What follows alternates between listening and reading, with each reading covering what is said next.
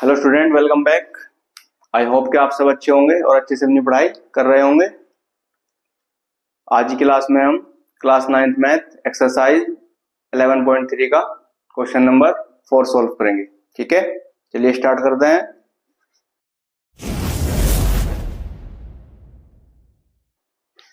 Question number 4 है हमारा, यदि 9 सेंटीमीटर ऊंचाई वाले एक लंबवर्तीय शंकु का आयतन 48 पाई सेंटीमीटर क्यूब है।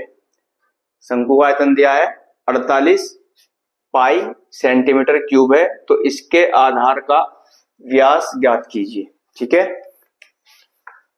शंकु दिया हुआ है,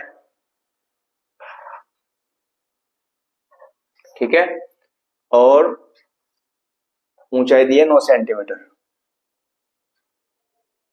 ठीक है, और आयतन दिया है इसका 48। हमें निकालना है व्यास, यानी कि यहां से यहां तक की दूरी। ठीक है, चलिए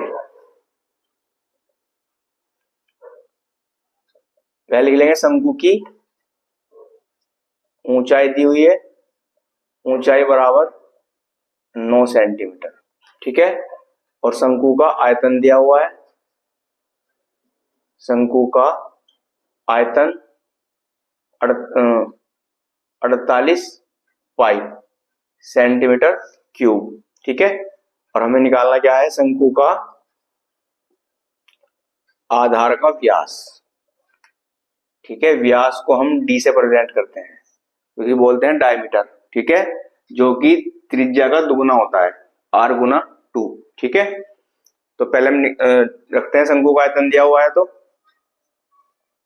शंकु का आयतन 48 पाई सेंटीमीटर क्यूब में लगाएंगे, बाद में लगा लेंगे। ठीक है, अब देखिए शंकु का आयतन का फॉर्मूला क्या होता है, 1/3 पाई r स्क्वायर h। ठीक है, डी निकालना है, डी निकालने के लिए पहले हमें निकालनी पड़ेगी r, ठीक है, त्रिज्या, क्योंकि व्यास जो है तो त्रिज्या दुगुना होता है, यानी कि 2 गुना r। ठीक है, तो r निकाल देंगे, उसकी गुना 2 से कर देंगे तो हमारा व्यास निकल जाएगा। ठीक है, चलिए 1/3 पाई का मान नहीं रखते, क्योंकि पाई यहाँ पे है ना, तो पाई से पाई हमारा कट हो जाएगा। ठीक है, तो पाई का मान नहीं रखेंगे, r स्क्वायर का r स्क्वायर, h का मान रख दो, 9 दे रखा है, 48 पाई, 3 एकम 3, 3 तिया 9, कट जाएगा, क्या बचेगा हमारे पास, पाई r स्क्वायर और गुना में 3 बराबर 48 पाई। ठीक है, अब देखिए यहाँ पे रोक देंगे r स्क्वायर को अकेले को। ठीक है, तो क्या बचेगा हमारे पास, 48 पाई, 3 भी गुना में है और पाई भी गुना में है, तो सब कुछ क्या जाएगा भाग में, 3 गुना पाई। अब देखिए पाई से पाई कट जाएगा और 3 से कटेगा, 3 एकम 3 और ये कटेगा 3 एकम 3, कितने बच गए, 1, 18 हो गए, 3 छंग 18। तो r स्क्वायर बराबर क्या आ गया, r स्क्वायर बराबर आ गया 16। ठीक है, 16, और 16 होता है 4 का वर्ग, 4 का स्क्वायर कर देंगे तो स्क्वायर से स्क्वायर कट जाएगा, तो r बराबर क्या जाएगा हमारा 4। यह है हमारी निकल गई त्रिज्या r। हमें क्या निकालना है, व्यास। व्यास क्या होता है, 2 गुना r।